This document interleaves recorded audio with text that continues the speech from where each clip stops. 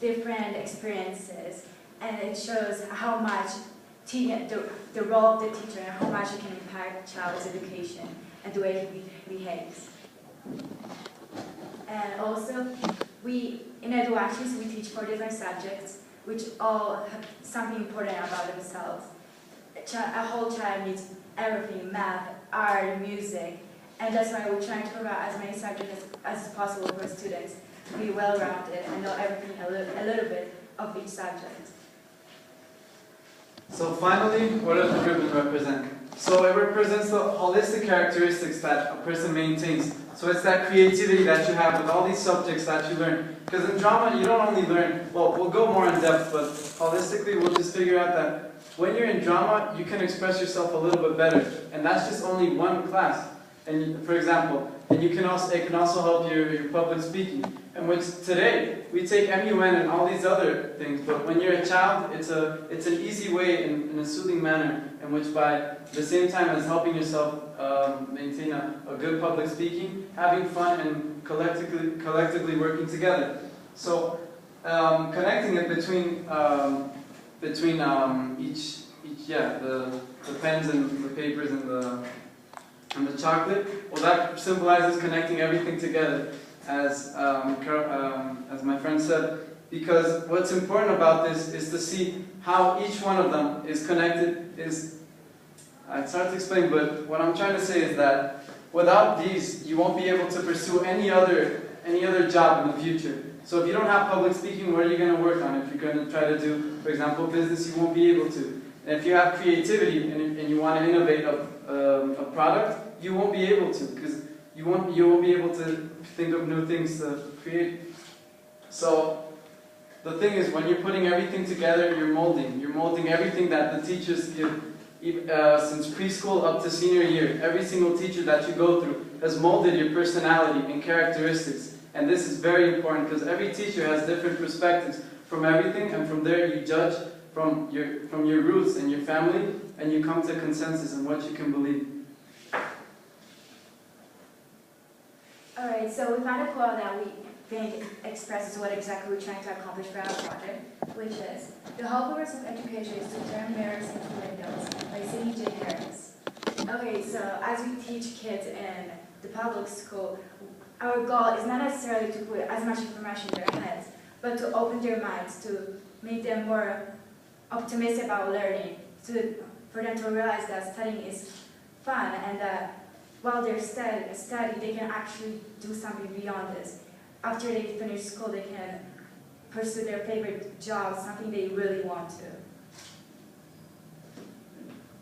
So, how did this all begin? It all began in August 11th, 1971.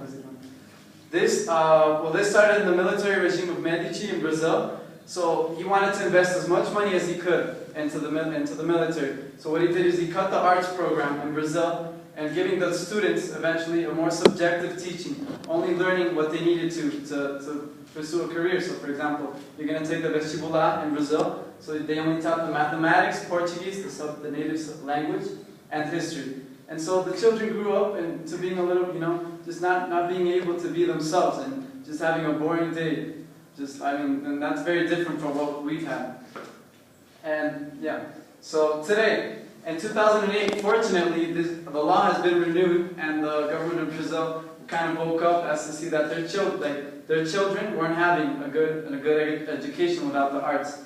So, however, many parts of Brazil, they're not being able to enforce this law. They're not willing. The government isn't willing to spread around enough money for schools, for public, as much as some private schools, to fund these teachers. So they just disregard them, and as time passes, it goes back to square one with Medici. And Distrito Federal, regardless of it being the capital of Brazil, you might think, all the public schools and the private schools are amazing. However, it's a place where there are a lot of high-class families there. But if you travel 20 minutes around from the center, outside of it, you'll see a lot of poor families, and the education in public schools, it's so subjective, and it really touches your heart if you go. And I can't verbalize how I felt the first time I went, but as well. And yeah, in these cities, in our example, in San Sebastian, these places are very they're not developed that well, and it's really sad to see. But with time, you know, they're working on it. And well, as the kids, when we went to see them, they were a little bit sad and frustrated because at the beginning we didn't know where they came from and their families. What do they do? And as we went on and we started teaching them, we started noticing some traits and some characteristics that each one's had, and I will talk about this a little bit later.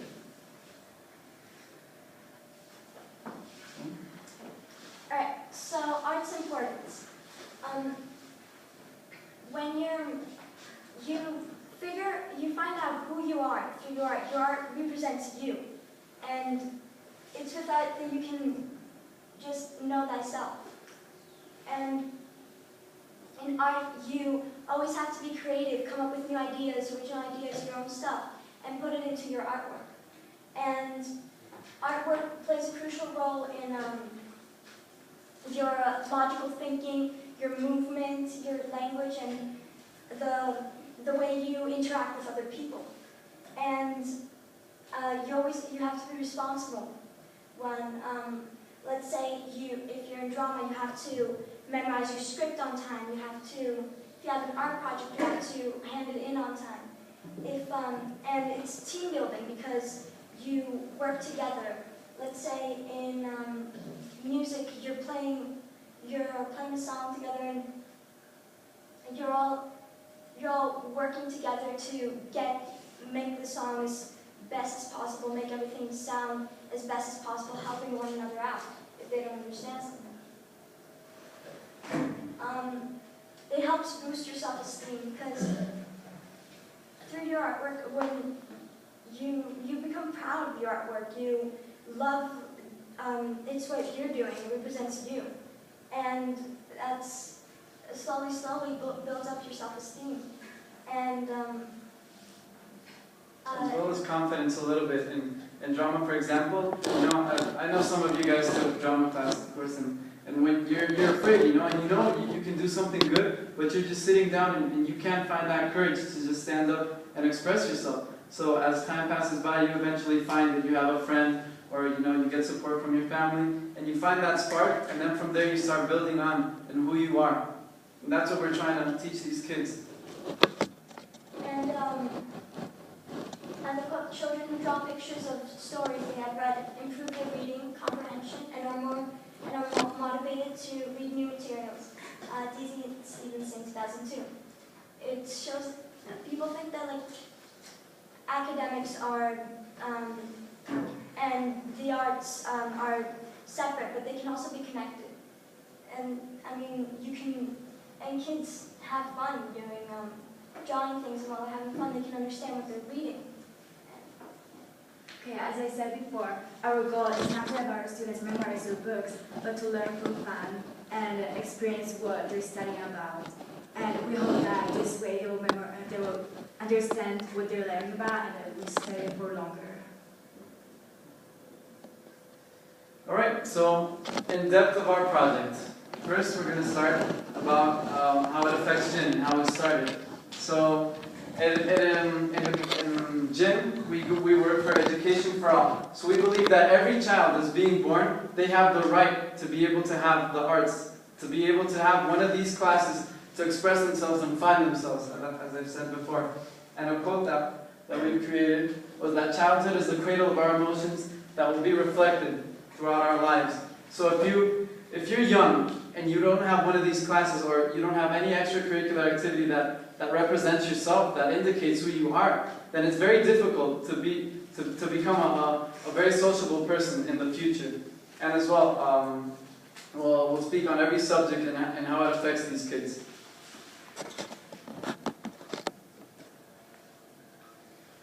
So how we spread the arts. So we started looking at how we could implement our teachings into these schools. Because we went to these schools and we saw they didn't have arts programs. And we thought of ways of how to contract teachers. But at the end of the day, we're not going to be, that's not a very sustainable manner. I mean, we're kids, how are we going to work to pay for someone else? No, that's not very It's not even ethical. So we visited, well not me, but the students before we were there visited a Escola de Classe 11, which was in Sobradinho, that's a satellite city outside of Brasilia.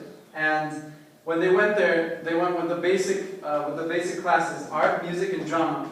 And well, of course, with time, they decided to start teaching English because the kids were so motivated to learn another language because they saw that we went there with the same clothes, because in our school we have uniform, and they saw that we had different cultures, the way we acted, in front of them. You know, we would be sitting down, and then I'd like high five or hug my partner that I was teaching with, and you know, just a little examples of how, and they became intrigued, and this was very interesting because we thought that they wouldn't enjoy it in classical English class.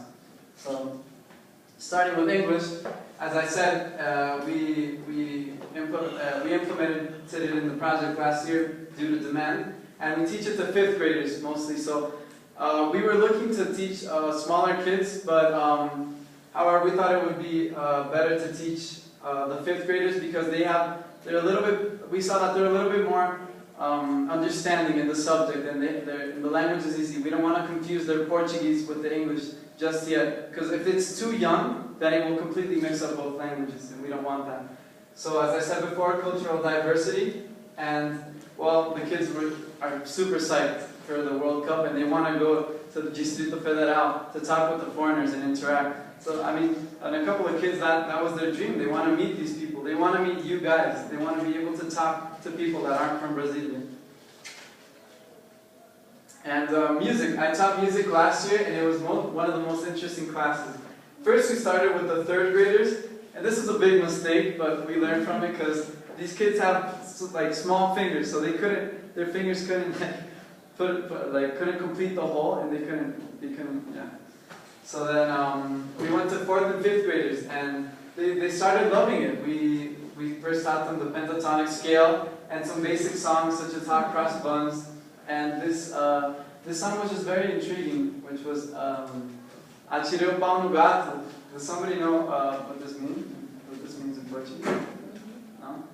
So it means I threw a stick to the cat. We don't know why, but the kids love this. Like, they wanted to learn this song, and it basically goes like, Atirei pau no gato. So it's like, I threw a stick to the cat, but it didn't die.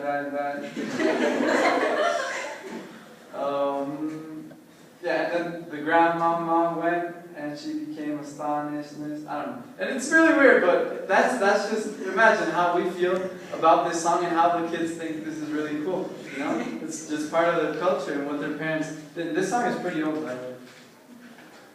So moving on to drama. Right, so drama. In drama class, we encourage the kids to always just be silly and crazy and just be themselves, you know? Do whatever they want to do. If you're weird, be weird. It's fine. And cooperation, they work with the other kids. We put them into small groups, and they do small skits. And they, which is team building, and they work together. And when you're acting, what you do is you're not in the real world. You just go outside of the real world and enter your imagination and come up with all creative things to do to make a skit. Improvisation, and you become open-minded and public speaking.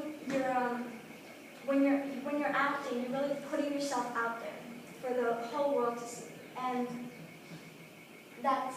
We're gonna play a game, which is called Play Game, but we have only 5 minutes left, so we're gonna try to hurry things up. Let's see.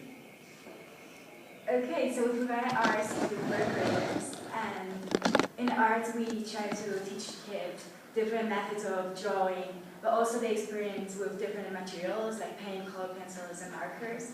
But what's the most important is that they learn how to express their emotions and feelings. Whenever they have bad energy or positive energy, they just put it into the word and they just automatically feel better about it. And you can see by the colors they choose. So when we teach it to 3rd graders, we see that if they choose colors like ranging from a darkness, you'll see that the kid is regularly depressed and they have some troubles in their lives. And it's amazing. will not imagine what we can understand from children from such a simple drawing. And well, our goals? Our goals, so we're trying to spread EduARTES out to different schools and get it recognized to schools that don't have an art program or don't have very strong art programs. And yeah. So the history of this project. So it started with Julia Fontelis and Gabi Fangensberg, and they were ex-students. They left last year. So what they did was one day they just decided to randomly go, and they drove their car all the way to satellite cities. And they also went with a friend called Ahminda, which was also the founder of EAB Goes Green, that helped us find it as well, our school. And she lives right next to it, right next to Escola de Clases. And what these guys went, they asked if they could go inside and see the classes, and they saw that the kids were just bored all the time. They saw no purpose in their classes. So what we saw in them was that they were loving, they were empathetic, they were welcoming. They really wanted to make a change, just like everyone here in Jin. They had a dream. So what they did was they involved students. They went back to school, and one day they presented what they thought, a proposal to the students, and whoever wanted to go went. And we started with 8 students, and as we went, it was amazing. People started joining in, and the kids, they would go crazy. Like, as soon as we'd get inside of school, everybody would just rage and be like, oh, the guys are here, and they just jump and hug you. So, and they organized the legal statistics, which was the most important part, because in any American school, we know that the administration has some very rigid laws, and going through them to try to make another extracurricular activity organized by students is exceptionally hard. Alright, so to keep our project alive, we're actually trying to get more students involved in our project, but also we talk to the school board and try to get them involved so that they know what exactly we're trying to do and how they can help us. And for this reason, we found some obstacles regarding transportation and legal issues. But regarding transportation, the problem is that we were supplied only one day per week to go to school, which we believe is not enough because to make a change, we have to go to school more frequently. So, and the problem with legal issues was that as we went outside of our school, we were going with our uniforms, so we were representing our school. For this reason, our driver was responsible for us, which wasn't necessarily fair. So right now we're trying to solve this problem so that both sides are satisfied. So in our school, they offered a seed grant, and the seed grant is 1,000 hands, and it will increase if our project seems that it needs a little bit more. And so teaching all these subjects, it can be environmentally friendly. And we were thinking of ways how to connect with EAB Goes Green and getting papers for art instead of just buying normal papers from the store. And this also helps, however, the materials. You can't buy markers, for example, and we need a lot of them because there are a significant amount of students. So we'd love to have this seed grant, and it would help us in many ways. So to jumpstart, we would find we would make fundraisers, of course, bake sales, as we all know, but soap soccer. I feel like our school is very sporty, and not only soap soccer, but it's just something that we could buy. And in some of the legais that we have, which are Saturdays in which students go, and it's a day where, it's a Brazilian, it's a day where we all have to go to school, and I feel like students would want to go there and want to play, and so we ask for a small fee, and that way, help us with our transportation and buying for the materials that we need for the kids, and eventually expand, because we want to expand this project throughout the whole of DF and the whole of Latin America, and hopefully the world. Because what we want is that without this money, guys, I know it sounds very, very bad, and we don't want to depend on money, but without this it'll be impossible. It's impossible. And yeah.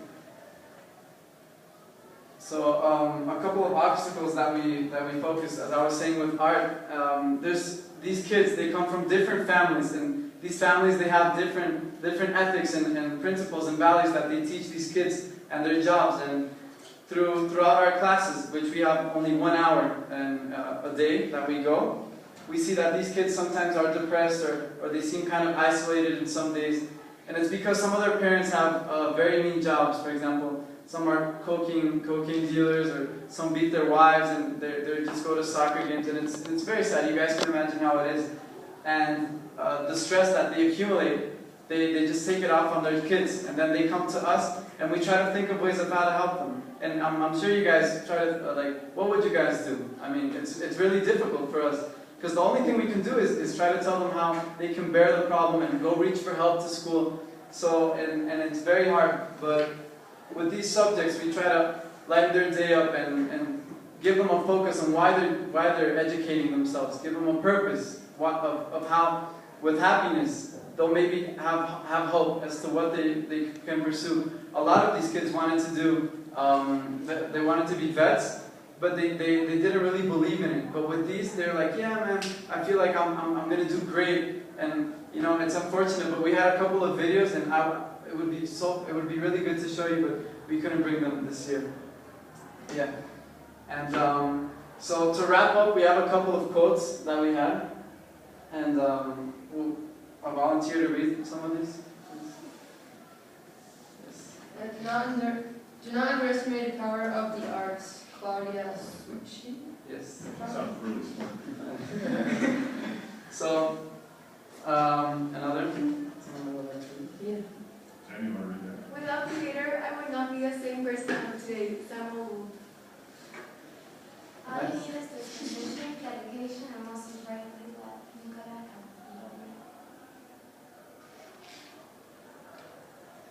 Someone else? Yes. By the end of the day, I realized that I no longer go to EduARTES for class hours or to fill my college application. I go because I need it. Someone else? No?